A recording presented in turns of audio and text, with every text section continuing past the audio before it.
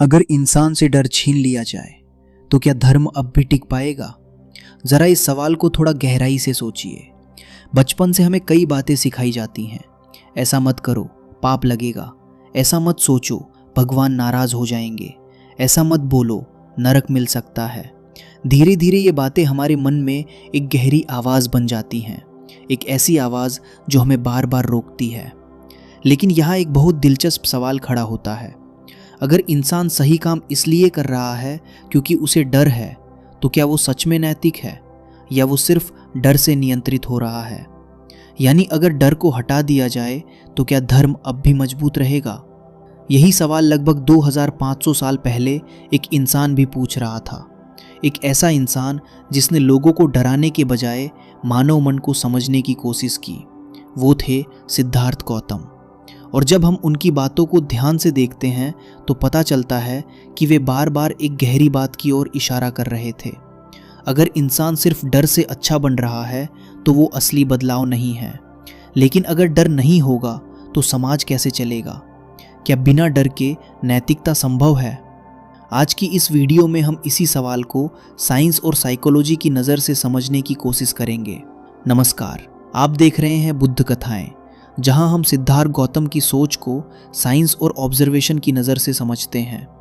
ये हमारी श्रृंखला है बुद्धा द साइंटिस्ट, जहां हम समझते हैं कि सिद्धार्थ गौतम मानव मन और समाज को एक वैज्ञानिक की तरह कैसे ऑब्जर्व कर रहे थे। Fear and society. अगर हम मानव समाज को देखें तो एक बात साफ दिखाई देती है। लगभग हर समाज में कुछ नियम होते हैं और इन नियमों को मजबूत बनाने के लिए अक्सर एक चीज़ का इस्तेमाल किया जाता है, डर। कभी कानून का डर, कभी समाज की बदनामी का डर, और कई बार धर्म में भी डर का इस्तेमाल किया जाता है। लोगों से कहा जाता है, अगर ऐसा करोगे तो पाप होगा, अगर ऐसा करोगे तो सजा मिलेगी, अगर ऐसा करोगे तो भविष्य में कष्ट मिलेगा। धीरे धीरे ये डर लोगों के व्यवहार को प्रभावित करने लगता है। लेकिन यहाँ एक गहरी समस्या भी पैदा होती है। अगर इंसान सिर्फ डर की वजह से अच्छा बन रहा है तो क्या उसका मन सच में बदल रहा है या वो सिर्फ नियंत्रित हो रहा है? यही ऑब्जर्वेशन सिद्धार्थ गौतम बहुत ध्यान से देख रहे थे। उन्होंने देखा कि डर एक बहुत पावरफुल इमोशन है। डर इंसान को तुरंत रोक सकता है, डर इंसान को किसी काम से दूर रख सकता है। लेकिन डर हमेशा समझ पैदा नहीं करता। कई बार डर सिर्फ बिहेवियर को दबा देता है, और जब बिहेवियर दबाया जाता है तो मन के अंदर कॉन्फ्लिक्ट पैदा होने लगता है। इच्छा एक तरफ होती है, डर दूसरी तरफ, और इन दोनों के बीच जो तनाव पैदा होता है वही इंसान के मन को अशांत करता है। अगर हम मॉडर्न साइकोलॉजी की तरफ देखें तो हमें पता चलता है कि fear based systems short term control तो दे सकते हैं, लेकिन लॉन्ग टर्म चेंज हमेशा नहीं ला पाते। क्योंकि जब बिहेवियर सिर्फ डर से नियंत्रित होता है तो जैसे ही डर कम होता है वही बिहेवियर फिर से लौट सकता है। यानी डर कंट्रोल तो देता है लेकिन इनर ट्रांसफॉर्मेशन नहीं देता। और शायद इसी वजह से सिद्धार्थ गौतम मानव मन को समझने पर इतना जोर देते हैं। लेकिन यहाँ एक बहुत बड़ा सवाल खड़ा होता है। अगर डर स्थायी परिवर्तन नहीं ला सकता तो फिर समाज कैसे चलेगा? क्या इंसान बिना डर के भी नैतिक रह सकता है?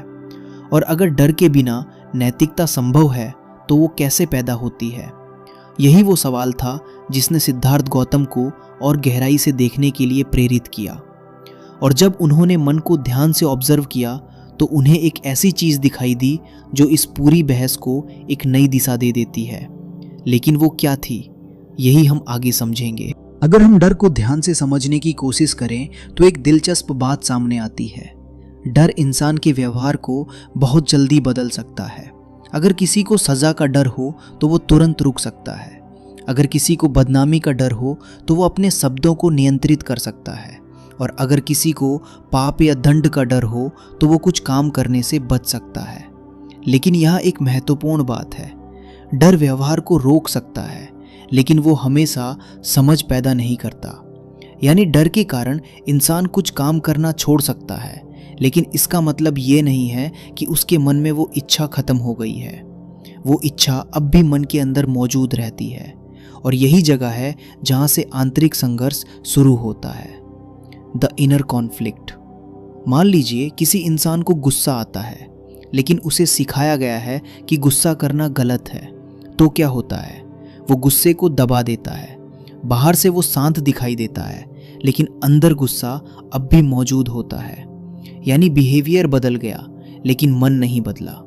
और यही कारण है कि कई फियर बेस्ड सिस्टम्स बाहर से व्यवस्था बनाए रखते हैं, लेकिन भीतर मन अशांत बना रहता है। इसी ऑब्जर्वेशन को सिद्धार्थ गौतम गहराई से देख रहे थे। उन्होंने एक महत्वपूर्ण सवाल उठाया, अगर इंसान सिर्फ डर के कारण अच्छा बन रहा है तो क्या वो सच में अच्छा है, या वो सिर्फ सज़ा से बचने की कोशिश कर रहा है? क्योंकि जैसे ही डर कम होगा वैसा बिहेवियर फिर वापस आ सकता है। यानी डर स्थायी नैतिकता नहीं बनाता, डर सिर्फ अस्थायी नियंत्रण देता है। और यही कारण है कि सिद्धार्थ गौतम नैतिकता को डर से नहीं बल्कि समझ से जोड़ते हैं। उन्होंने लोगों को एक अलग रास्ता दिखाया। उन्होंने कहा कि इंसान को अपने मन को ध्यान से ऑब्जर्व करना चाहिए। जब कोई इच्छा पैदा होती है तो उसे देखना चाहिए। जब गुस्सा आता है तो उसे समझना चाहिए। जब डर पैदा होता है तो उसे भी ऑब्जर्व करना चाहिए। क्योंकि जब इंसान इन भावनाओं को ध्यान से देखना शुरू करता है तो धीरे धीरे उसे समझ आने लगती है कि ये भावनाएं कैसे पैदा होती हैं। और जब कारण समझ आता है तो बिहेवियर स्वाभाविक रूप से बदलने लगता है। आज मॉडर्न साइकोलॉजी भी एक दिलचस्प बात बताती है। अगर बिहेवियर सिर्फ पनिशमेंट के डर से बदला जाए तो वो चेंज अक्सर टेम्परेरी होता है, लेकिन अगर इंसान अपने थॉट्स और इमोशंस को समझे तो बिहेवियर ज़्यादा स्थायी रूप से बदल सकता है। यानी डर शॉर्ट टर्म कंट्रोल देता है, लेकिन अंडरस्टैंडिंग लॉन्ग टर्म ट्रांसफॉर्मेशन लाती है। और यही विचार काफ़ी हद तक उस ऑब्जर्वेशन से मिलता जुलता है जिसकी ओर महान विचारक सिद्धार्थ गौतम संकेत कर रहे थे। तो क्या इसका मतलब है कि समाज में डर की कोई भूमिका नहीं है? ऐसा नहीं है। कई बार डर लोगों को तुरंत रोकने में मदद करता है, लेकिन अगर समाज सिर्फ डर पर ही टिक जाए तो वो गहराई में स्थायी परिवर्तन नहीं ला पाता। क्योंकि डर बाहरी नियंत्रण बनाता है, लेकिन अवेयरनेस भीतरी समझ पैदा करती है। और जब समझ पैदा होती है तो इंसान सही और गलत का निर्णय खुद लेने लगता है। इसलिए अगर हम गहराई से देखें तो पता चलता है कि सिद्धार्थ गौतम नैतिकता को डर से नहीं जोड़ते, वे इसे समझ और जागरूकता से जोड़ते हैं।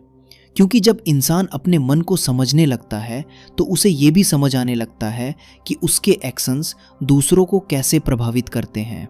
और यही समझ धीरे धीरे सच्ची नैतिकता की नींव बनती है। तो शायद असली सवाल ये नहीं है कि धर्म डर पर टिक सकता है या नहीं। असली सवाल ये है, क्या इंसान डर के बिना भी नैतिक रह सकता है? और शायद सिद्धार्थ गौतम यही दिखाने की कोशिश कर रहे थे कि अगर इंसान अपने मन को समझना शुरू कर दे तो उसे सही और गलत का निर्णय लेने के लिए डर की ज़रूरत नहीं पड़ती। क्योंकि उस समय नैतिकता बाहर से नहीं भीतर से आती है। और शायद यही सच्चे परिवर्तन की शुरुआत है। अगर आपको सिद्धार्थ गौतम की सोच को साइंस और साइकोलॉजी के दृष्टिकोण से समझना अच्छा लगता है तो इस वीडियो को लाइक और शेयर ज़रूर कीजिए। और अगर आप ऐसी ही गहरी कहानियाँ और विचार देखना चाहते हैं तो बुद्ध कथाएं चैनल को सब्सक्राइब करना ना भूलें। अगर आप इन विषयों पर और विस्तार से पढ़ना चाहते हैं तो हमारी वेबसाइट decodedbuddh.com पर ज़रूर जाएं। और हमसे जुड़ने के लिए इंस्टाग्राम पर @decodedbuddha को फॉलो करें। हम जल्द ही मिलेंगे एक और नई इन्वेस्टिगेशन के साथ, जहां हम समझने की कोशिश करेंगे महान विचारक सिद्धार्थ गौतम की सोच को एक नए दृष्टिकोण से।